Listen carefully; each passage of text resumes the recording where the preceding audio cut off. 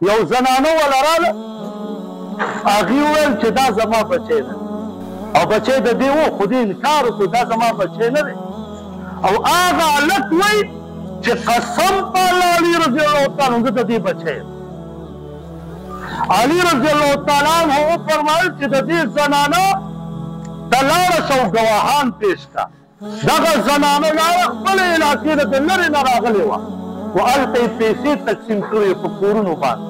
زنانه باکره ده او د دې زوی نشته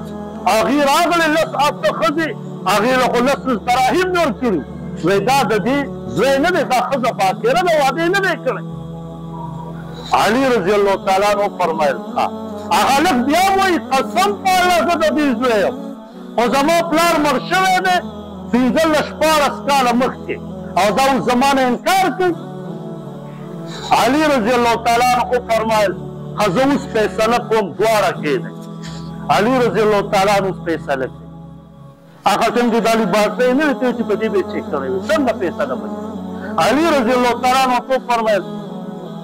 ای بچیا زما څو بچي دي وې دوه وې څوک دي وې حسنین رضی الله تعالی عنه مجمعین وې درېیم بچی مې تش وې وې شوې هغه ورته وې او ښه وې واوره دا زنانه خو پردی ده او ای زنانه ته واک اختیار ماله راکړې چې زه کومه فیصله وکړم وایي واک اختیار مې دله درکړ زنانه خو کمقل شی وایي واک اختیار مې دله درکړ علي رضی الله تعالی عنه فرمایل ښه زه د دې زنانه د فیصلې واک اختیار هم ماله راکړو بچي یې تا هم راکړه په 400 دراهم باندې زه ستا د نکاح تړم د دې زنانو چې دا پردی ده دا په نکاح کوم ده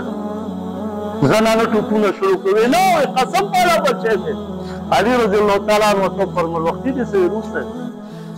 نو داسې ذهانت علي رضی الله تعالی عنه ورته